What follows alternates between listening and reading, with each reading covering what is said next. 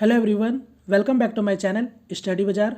तो फ्रेंड्स, यहाँ पर बात करेंगे जो आरआरसी ग्रुप डी का जो रिगार्डिंग जो नोटिफिकेशन आया है, जिसमें आपका सीबीटी 2 को जो इंट्रोड्यूस किया गया रेलवे की तरफ से। यहाँ पर हम लोग बात करेंगे जितने भी एस्पिरेंट है आरआरसी ग्रुप डी की तैयारी कर रहे थे, उनके सामने आने वाले फ्यूचर में एक बहुत बड़ी प्रॉब्लम खड़ी होने वाली है। उसी के रिगार्डिंग यहाँ पर हम लोग बात करेंगे इस वीडियो में। जैसे कि आपको पता है, आपका जो नोटिफिकेशन में था वहाँ पर सीबीटी 2 को इंट्रोड्यूस किया है रेलवे कि आपका नंबर ऑफ एप्लीकेंट ज़्यादा होने के कारण सीबीटी 2 को इंट्रोड्यूस कर रहे हैं। यहाँ पर मेन प्रॉब्लम आपको फ्यूचर में आएगा, जितने भी आरआरसी ग्रुप डी एग्जाम के एस्पिरेंट तैयारी कर रहे हैं उनको मैं यहाँ पर आपका बताना चाहता हूँ। यहाँ पर आपको पता है, देखो सीबीटी 2 का जो इंट्रोड्यूस किया है रेलवे, उसके उसके ऊपर हम बाद में आएंगे, ठीक है। मगर अगर आप नोटिफिकेशन को अगर आप अच्छे से पढ़ोगे तो यहाँ पर आप आगे देखोगे, यहाँ पर मेन प्रॉब्लम। और ये एक चीज़ ये भी देखो, ये जो सीबीटी 2 को जो इंट्रोड्यूस किया रेलवे, या ये चीज़ ना ऑफिशियल नोटिफिकेशन में आपको बोल रखा था, ठीक है।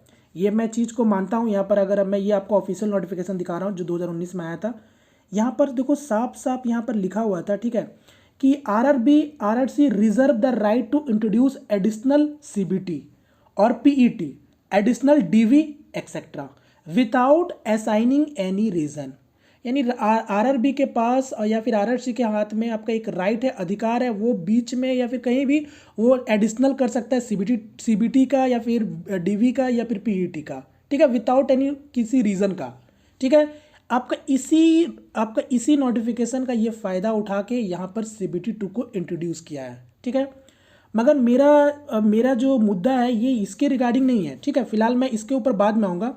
मेन प्रॉब्लम यहाँ पर खड़ा कब होगा, यहाँ पर देखो, आपको पता है नोटिफिकेशन की अगर मैं बात करूँ आज वाले नोटिफिकेशन का, कोरिजेंडम नंबर 3 वाले में, यहाँ पर क्या बोला, सीबीटी 2, चलो मैं मान लेता हूँ ये वाला अगर होगा, सीबीटी 2 में कितने नंबर ऑफ कैंडिडेट सेलेक्ट होंगे, 15 टाइम्स, ठीक है। जितनी वैकेंसीज होंगे 15 टाइम्स उसके कैंडिडेट को शॉर्टलिस्ट किया जाएगा। क्लियर। अगर जब अब सीबीटी 2 जब आप दोगे तो उसके बाद क्या आएगा, उसके बाद आएगा फिजिकल इफिशियंसी टेस्ट, ठीक है, पीईटी आएगा। यहां पर अगर मैं पीईटी की बात करूं, एक सेकेंड, अगर पीईटी की बात करूं तो पीईटी एज पर नोटिफिकेशन में पहले से बोल रखा है कि 3 टाइम्स आपके कैंडिडेट बुलाए जाएंगे पीईटी में, यानी फिजिकल इफिशियंसी टेस्ट में। उसके बाद क्या आएगा, डीवी यानी डॉक्यूमेंट वेरिफिकेशन। मेन खेला यहीं पर स्टार्ट होता है आपका। मैं मान लेता हूं चलो सीबीटी 2 बंदे देंगे या फिर आपका फिजिकल भी देंगे, उसके बाद आपका जब डीवी की बात करें तो एज पर नोटिफिकेशन की बात करें, यानी जो 2019 में जो नोटिफिकेशन आया था उसमें बोला गया था कि डीवी में हम 2 टाइम्स कैंडिडेट को बुलाएंगे, ठीक है। मगर बीच में जब कोरिजेंडम नंबर जब 2 आया था या फिर अमेंडमेंट जब दो नंबर अमेंडमेंट जब किया था, तो उसमें रेलवे पहले क्या बोल दिया था बीच में कि 1.05 टाइम्स हम कैंडिडेट को बुलाएंगे, ठीक है। यहां पर बोला था दो नहीं बुला के 1.05 टाइम्स बुलाएंगे कैंडिडेट, ठीक है। मगर आज के नोटिफिकेशन में आज क्या बोल दिया रेलवे कि based on the performance of candidate in CBT 2 and subject to their qualifying in PET, the number of candidate to be called for document verification shall henceforth be equal to the number of notified vacancies, that is in the ratio of 1:1। यानी साफ साफ railway बोल दे रहा है कि जितना vacancies होगा उतने ही स्टूडेंट को वो डीवी में बुलाएंगे। यानी 1:1 में अगर एक वैकेंसी है तो एक ही बंदे बुलाए जाएंगे आपके डॉक्यूमेंट वेरिफिकेशन में। अब मेरा बोलना यही है, मुद्दा तो यहीं पर खड़ा होता है यहाँ पर मसला, कि आप इस बात की कैसे श्योरिटी दे सकते हो कैंडिडेट को कि जितनी वैकेंसीज, अगर 1 लाख के नियर अबाउट अगर आपकी वैकेंसीज है 1,03,000, आप जितने स्टूडेंट बुलाओगे डीवी में, कैसे मान ले कि सारे के सारे आपके प्रेजेंट होंगे डीवी के दिन में, और डीवी के बाद आपका मेडिकल भी है आपका। बात समझ रहे हो आपको, क्योंकि यहाँ पर साफ साफ पता चल रहा है यार, साथ में साइमल्टेनियसली जितने भी एस्पिरेंट होंगे वो कई सारे एग्जाम भी साथ में देते रहते हैं। स्टेट लेवल का एग्जाम हो गया या फिर साथ ही साथ एनटीपीसी भी चल रहा है। जो बंदा को अगर एनटीपीसी में सिलेक्शन जिसका नहीं हो पाएगा वो तो फिर यहीं पर आएगा ना, ग्रुप डी में आएगा, या फिर इससे बेटर किसी को मिलेगा तो वहाँ जाएगा कि ये यहाँ आएगा। अगर आप डीबी में ही अगर 1 टाइम बुलाओगे तो इसमें आप किस बात की कैसे श्योरिटी है। और मैं तो पूरा बोल रहा हूँ, मैक्सिमम प्रोबेबिलिटी यही बन रही है कि जो नंबर ऑफ वैकेंसीज जितनी थी आपके 1,03,000 नियर अबाउट, उतना नंबर ऑफ वैकेंसीज आपका एकदम भी कभी फुलफिल नहीं हो पाएगा। फिर आधी अधूरी आपकी वैकेंसीज तो खाली रह जाएगी। फिर कहने का मतलब क्या रह गया कि आपका 1 लाख वैकेंसीज आपका रेलवे आपका मतलब निकाला था, तो फिर कोई मतलब नहीं निकल रहा है। बात समझ रहे हो, यहाँ पर तब जाके ये प्रॉब्लम आपका खड़ा होगा। और जो मुझे लगता है ये बहुत बड़ा मसला है, जिसको आज अगर हम लोग अगर इसको क्लियर नहीं करेंगे तो फिर आगे चल के स्टूडेंट कम हो जाएंगे, तो फिर वहाँ पर बोल के कोई फ़ायदा होगा भी नहीं। तो ये चीज़ आप समझ पा रहे होंगे, मुझे पूरा विश्वास है कि आगे जाके फिर ये प्रॉब्लम कर देगा। क्योंकि आप कैसे, और वेटिंग लिस्ट वाला तो सीन हम देखेंगे नहीं, देखना नहीं चाहेंगे, क्योंकि ऑलरेडी 2018 वाला में हम लोग देख चुके हैं। ठीक है, तो यहाँ पर ये फिर बोलने का कोई मतलब नहीं है कि 1 लाख वैकेंसीज़ है। ठीक है, तो ये एक बहुत बड़ा मसला है जिसको लगता है कि हम सभी लोगों को सोचना चाहिए, इसके लिए कुछ करना चाहिए, या फिर रेलवे अपने तरफ से कोई क्लैरिफिकेशन दे बढ़िया वाला कि उसका जो वैकेंसीज़ है वो पूरा फुलफिल हो जाना चाहिए। ठीक है, इसके रिगार्डिंग भी कोई क्लैरिफिकेशन रेलवे को देना चाहिए। अब बात करेंगे CBT 2 को बीच में इंट्रोड्यूस करने का। यहाँ पर आप सोच रहे होंगे कि मैं इसके खिलाफ नहीं हूँ। देखो, एकदम भी ऐसा नहीं है, मैं इसका एकदम खिलाफ हूँ कि CBT 2 को बीच में क्यों इंट्रोड्यूस किया गया। मैं मानता हूँ कि रेलवे के पास ये राइट है। आपको आज तो नहीं पता चला कि नंबर ऑफ एप्लीकेंट बहुत ज़्यादा आ गए, आप ये चीज़ बहुत पहले से जान रहे थे। अगर आपको CBT 2 इंट्रोड्यूस करना था तो आप 2020 में बता देते, चलो 21 में बता देते हैं। अब आपका एग्ज़ाम स्टार्ट होने को जा रहा है, फिर अब आप बता रहे हो कि CBT 2 होगा और उसका भी सिलेबस सेम CBT मतलब 1 के जैसा होगा, यानी 10th लेवल पर ही होगा।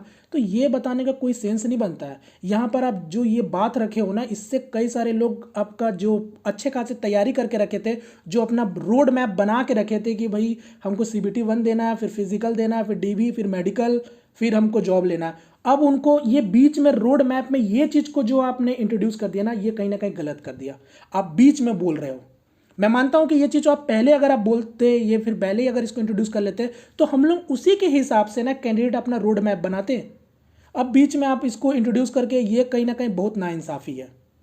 तो ये ऐसा रेलवे को एकदम भी नहीं करना चाहिए। अगर नंबर ऑफ एप्लीकेंट ज़्यादा थे तो आप पहले बता देते, ताकि उसी हिसाब से जितने भी एस्पिरेंट हैं अपना तैयारी करते हैं। कई सारे मैसेजेस आ रहे हैं मुझे कि ये ऐसा रेलवे ऐसा क्यों किया। तो रेलवे को क्लैरिफिकेशन इसके रिगार्डिंग तो एकदम से देना चाहिए। सिर्फ ये क्लैरिफिकेशन काफ़ी नहीं होगा कि नंबर ऑफ एप्लीकेंट ज़्यादा थे। अगर 2018 वाली की अगर वैकेंसीज़ की बात करूँ, क्योंकि मेरा ध्यान वहाँ पर भी है कि 2018 वाले वैकेंसीज़ में तो ज़्यादा नंबर ऑफ एप्लीकेंट थे, इस वाले से तो ज़्यादा वहाँ थे। तब जाके वहाँ पास आपका, जैसे कि मेरे को लगता है 1.8 या फिर 1.7 करोड़ आपके वहाँ पर नंबर ऑफ एप्लीकेंट थे, तब तो आपका CBT 1 से ही काम चल गया। मगर यहाँ पर CBT 2 को इंट्रोड्यूस करने का क्या मतलब है? कहीं आपका ये मतलब तो नहीं है कि इस एग्ज़ाम को और खींचे? और कहीं ना कहीं लगता भी यही है। आप CBT 2 को इंट्रोड्यूस जो कर रहे हैं, सिर्फ और सिर्फ यही सभी लोगों को समझ आ रहा है कि आप इस एग्ज़ाम को और लंबे समय तक खींचना चाह रहे हैं। और जब आप उसको खींच भी लेंगे तो भी आपका नंबर ऑफ वैकेंसीज कहाँ पूरा फुलफिल हो पाएगा, वो तो मैंने आपको बता दिया। तो मैं यही आप लोगों को बताना चाहता हूँ कि ये मसला बहुत बहुत गंभीर है। आपको इसके रिगार्डिंग सोचना चाहिए, समझना चाहिए। बाकी ये जो CBT जो 2 को इंट्रोड्यूस किया गया, ये एकदम भी गलत है। बीच में आप इंट्रोड्यूस कर रहे हो, कल को आप एग्ज़ाम का बीच में चलते चलते आप इंट्रोड्यूस करते हैं, तब तो और अच्छा रहता आपके लिए। तो ये बहुत गलत है। ठीक है, इसमें मेंटेलिटी पे फर्क पड़ता है डायरेक्ट। जो स्टूडेंट अच्छे से तैयारी करके रखे होंगे, अब उनको लगेगा कि CBT 2 के लिए भी अब पढ़ना पड़ेगा। क्योंकि देखो, CBT 2 देने में किसी को प्रॉब्लम नहीं है। यहाँ पर मैं जानता हूँ CBT 2 देने में किसी को प्रॉब्लम नहीं है, बट ये आप लोगों का जो नॉर्मलाइजेशन होता है ना, उससे सभी लोग डरते हैं।